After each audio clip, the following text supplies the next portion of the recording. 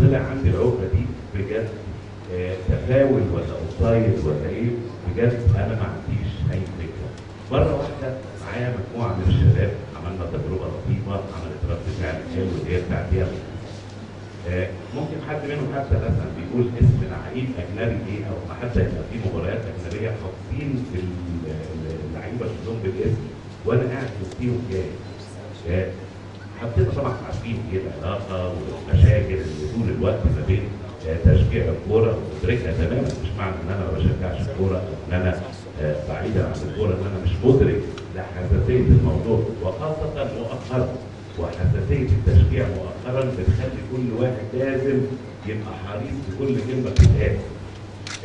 قبل مرتبه الموسم ده كان عندي بعض المشاكل اللي بناء عليها لجأت للاستاذ سمير مرتضى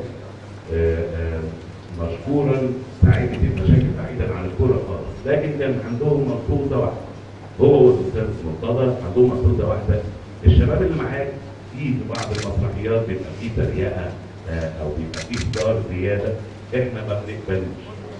قلت لهم انا وعد مني مع الموسم الجديد ان مفيش اي كلام في الكوره خالص. ونسيت الشباب يا جماعه مش عايزين نخسر واحد، مش مساله انت بقى انتمائك ايه ولا انت بتشجع ايه ولا ما بتشجعش ايه، انت ما دام بقيت فنان فلا بد انك انت تكسب كل الناس، ما ينفعش تخسر واحد عشان تشجيعك ده. لو انت بتلعب كوره، لو انت مشجع كوره وضعك مختلف عن انك تبقى فنان، ازاي ما تخسرش كل الناس؟ فاتفقنا على هذا الاساس. احنا في المسرحيات اللي احنا بنعملها يمكن كتير ما يعرفوش ان عندنا فكره الارتجال هي السائده. احنا بنعمل مسرحيه في يومين وما اعرفش ازاي. على ما بتيجي تتصور المسرحيه دي بيكون فات عليها 4 ايام 5 ايام. ايه اللي بيحصل في المسرحيه حتى بعيدا عن الكوره؟ ممكن الاقي لفظ، ممكن الاقي كلمه. انا حريص طول الوقت ان في اسر بتتفرج علينا، ما احبش ابدا يبقى في لفظ يتاخد بمعنيين، فيتاخد على فكره ان هو الفرقه دي احنا بنبقى مطمنين واحنا بنتفرج عليها. اتفقنا بميعاد عرض لاول مره مع محطه الام دي، والعرض يوم الجمعه اللي فاتت، اللي كان منتظر ان هو يبقى في نص نوفمبر. مسرحيتي اتبعتوا هم بيجوا من دبي، اتبعتوا انا ما اتفرجتش للامانه، حتى وقت عرض المسرحيه انا كنت في المسرح بعد. دي غلطتي، وبالتالي انا حتى الشباب اللي هم طلعوا واتكلموا في حاجه زي كده انا متفق معاهم، هم خلوا الاتفاق بيني وبينهم ده موضوع تاني، لكن مش معنى ان هم اللي عملوا مش انا، لا، انا اللي معترف بهذا الخطا، لان انا اللي مسؤول عن هذه الفرقه، فانا المعترف عن هذا الخطا.